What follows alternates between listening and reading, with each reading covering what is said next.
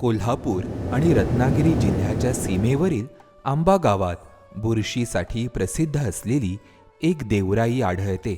या गावचे ग्रामदैवत असलेल्या अंबेश्वराच्या नावाने राखलेली गर्दराई म्हणजे अंबेश्वर देवराई.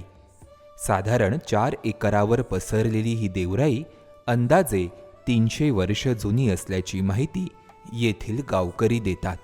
विशाळगड संस्थानकालीन पंतप्रतिनिधींनी या देवराईतील मंदिराचा जीर्णोद्धार केल्याचं समजतं. करवीर निवासिनी ग्रंथात अशी आख्यायिका सापडते की कोल्हापूरची अंबाबाई या गावच्या रक्षणासाठी इथे आली होती.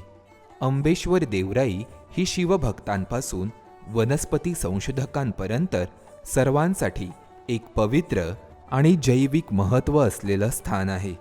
दरवर्षी अनेक विद्यार्थी आणि संशोधक या देवराईला भेट देत असतात.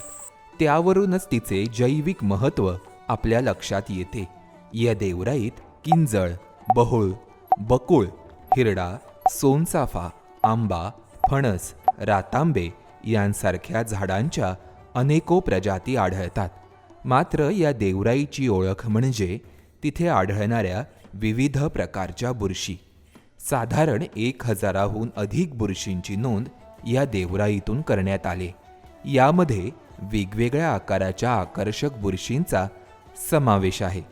बुरशीला कवक, भूछत्र, अळंबी किंवा मशरूम या वेगवेगळ्या नावाने ओळखले जाते.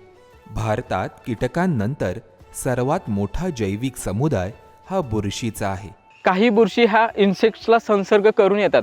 आता माझ्या हातामध्ये जी बुरशी आहे ती टर्माइट्स म्हणजे वाळवीच्या एग्सना इन्फेक्शन करून आलेली बुरशी आहे. ही टर्मिटोमायसिस म्हणून ओळखली जाते. टर्मिटोमायसिस नावाच्या बुरशीचा हा प्रकार लोकांकडून चवीने खाल्ला जातो. या कुळात साधारण 30 ते 40 प्रजातींचा समावेश होतो. वाळवी आणि या बुरशीमध्ये सहसंबंधाचं नातं पाहायला मिळतं. कारण वाळवीच या बुरशीला उगवण्यासाठी आवश्यक असणारी पोषण मूल्य पुरवते आणि त्यानंतर याच बुरशीवर अन्नग्रहण करते. आंबाघाट परिसरातील गावकरी टर्मिटोमायसिस बुरशी तोडून त्याची भाजी करून खातात. जगभरात बुरशीच्या 2000पेक्षा अधिक प्रजाती या खाल्ल्या जातात. दर गुरुवारी प्रसिद्ध होणाऱ्या देवराईंची महती या रील सिरीजमध्ये पुढच्या गुरुवारी जाणून घेऊया रत्नागिरीतील दापोली तालुक्यातील मगरींचा अधिवास असणाऱ्या देवराईविषयी.